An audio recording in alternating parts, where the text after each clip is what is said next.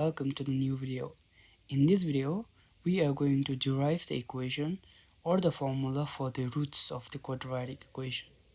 As you have known that this is the standard form of the quadratic equation. And you know that the quadratic equation is the polynomial equation with the degree of 2, right? If it is something like x raised to 2, which means that this kind of parabola is either upward or downward parabola. Whereas if the equation contains something like y raised to 2, then the parabola is either right-handed or left-handed. And whether it is left-handed or right-handed or upward or downward parabola will be decided by the value of a, right? And here, this is the standard form of the quadratic equation where a should be greater than 0 and a, b, c are constants, right? Therefore, in this, the standard equation is ax squared plus bx plus c equals to 0, which means here y equals to 0. Therefore, in this curve of ax squared plus bx plus c, we have to find the value of x where y equals to 0, which means that here at point A and point B, y equals to 0. So for the quadratic equation, there will be 2 points which the curve will cut the x-axis, and the point will be x equals to alpha and x equals to beta.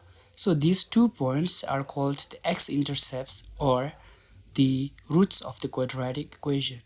And if we compute something like x plus this alpha equals to 0, x plus beta equals to 0, then this form is called the zeros. So in this video, how to find x value, which is the intercepts of this curve, by utilizing the value of a, b and c given in the equation. So let's get into the video. So for this, we have this as the initial condition where y equals to 0. Now what I will do is, I will divide this equation throughout by a. So dividing that, I will get x squared plus b by a x plus c by a equals to 0. And I will shift this term here so that I will get x squared plus b by ax equals to negative c by a. Okay.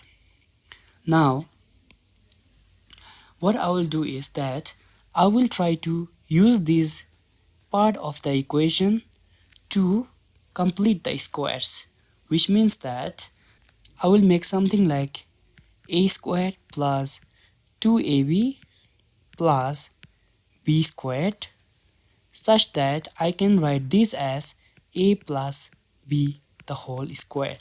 Okay. So now here, if you observe very carefully, here we have x squared. So if a equals to x, then a squared equals to x squared, which means we already have this a squared here.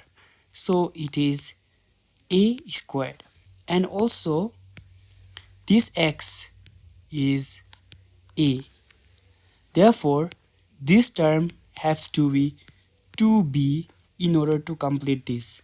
Therefore, to make this b by a as 2b, this 2b should be equal to b by a, which means that our b should be b upon 2a.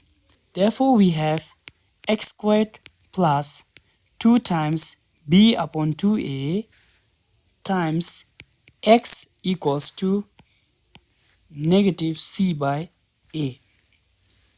Now if you observe very carefully, these two will get cancelled.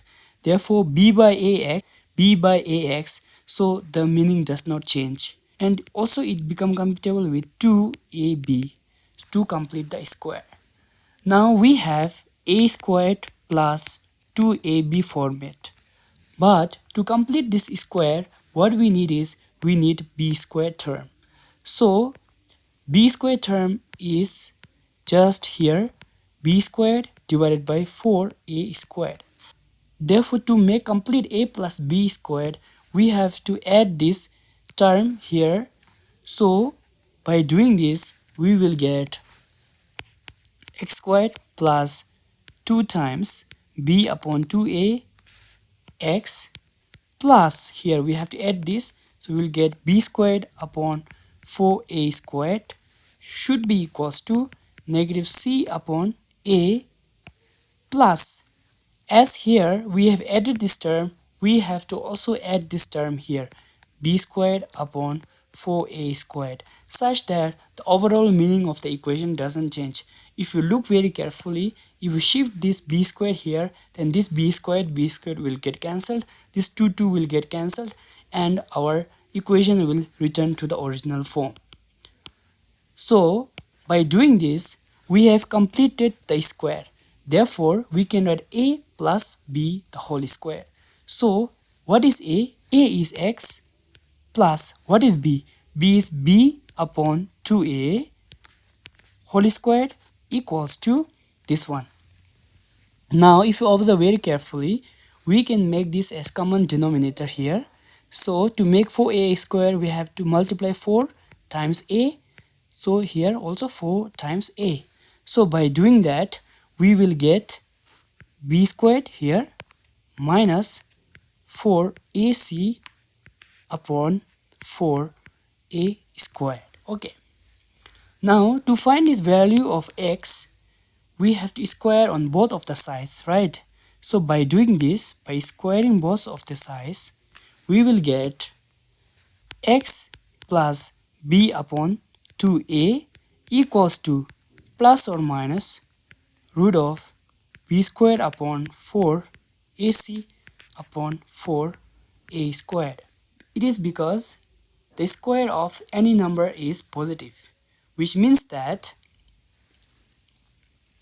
for example, if x squared equals to 4, then x is plus or minus of root of 4, which means that negative 2 or 2. So what we observe is that in order to get this 4, we can either square this positive 2 to get 4 or negative 2 squared to get 4. Therefore, to satisfy this condition, there can be two value of 2, which is either positive or negative. So to have this positive value, by taking the square, either if we take positive or negative value will work. Therefore, we have to take consideration of the two possibilities. It is negative or positive. So it corresponds to the geometrical interpretation of the quadratic equation, because here either x equals to alpha or x equals to beta will be satisfying the condition y equals to 0. Therefore, there will be two roots. There should be two values of x to satisfy the condition.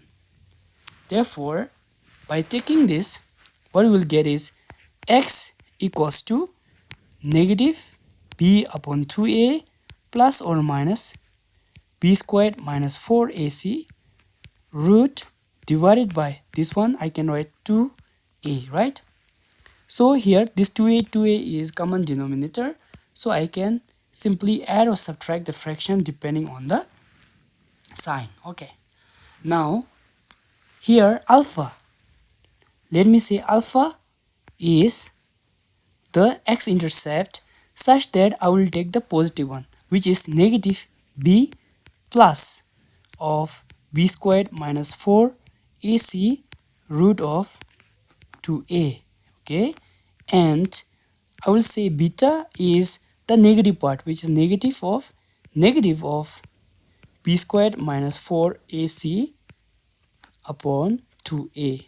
So here alpha is the one which has a positive sign between it, and beta is the one which has negative sign in between the b and the square root. Okay, therefore these are the two roots which satisfies the condition y equals to 0. Okay, and this is the formula for finding the x value of x-intercepts or zeros for the quadratic equation that we have been using for many years.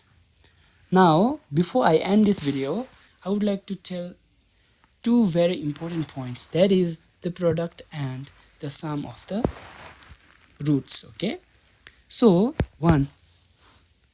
first let me take the sum of the roots, which is alpha plus beta.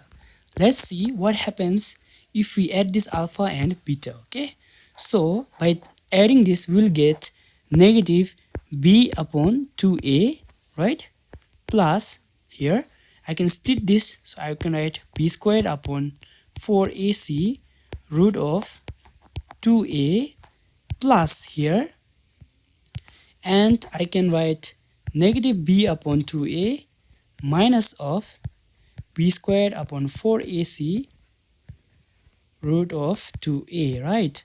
So if you observe very carefully, this one negative and this positive will get cancelled, and we are left with 2 of the negative b by 2a. So it is just alpha plus beta is negative 2 times b upon 2a, which is negative b upon a.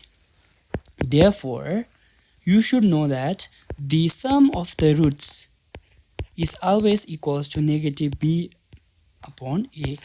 It is very important. Okay, it will be later be more important when you find coordinates of the vertex. Okay, now number 2, I want to take the product of the roots, which is alpha times beta. Okay, by doing this you have to know that I can write first 1 upon 2a, because this is common for both. Okay, so I can write negative b plus b squared upon 4 ac root, okay, 1 upon 2a, here also negative b minus b squared minus 4 ac whole root. Okay, so if you observe very carefully here, if you consider this negative b as a and this whole square as b, here as a and this as b, then you can observe that it is just a plus b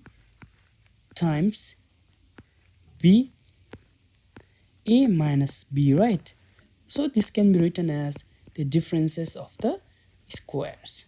So by doing this we will write that this one will get 1 upon 4a squared, this one is negative b the whole squared, which is b squared, minus this one, when you square it the square will go off, so you will get b squared minus 4ac.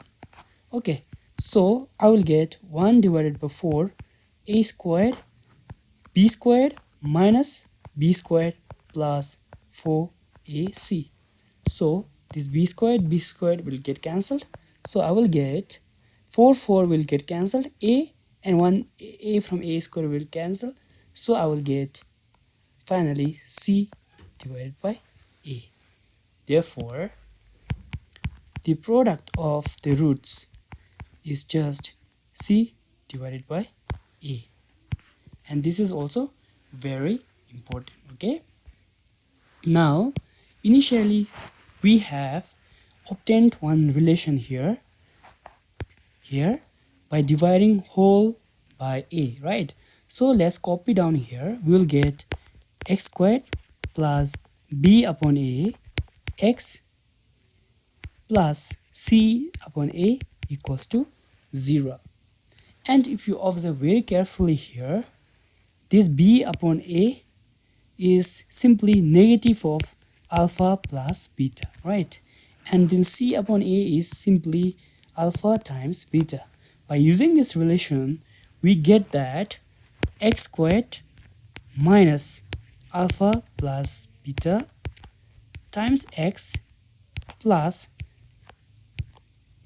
alpha times beta equals to 0. So this is the standard form of equation which involves both the sum and the product of the roots. Okay, product of roots. And notice that this value of a in front of this x squared should be always 1. So this is also another form of standard form of equation. Okay, now one last thing is that if you have observed that this one, okay, so this one b squared upon 4 ac decides the nature of the roots. Okay, nature of the roots, and this one is called the discriminant. So in next video we will try to understand what are the conditions and how this b squared minus 4ac decides the nature of the roots. Okay, I hope you all have enjoyed this video and understood how we got this formula of the roots from the quadratic equation. So I will see you in next video. Thanks for watching. Bye.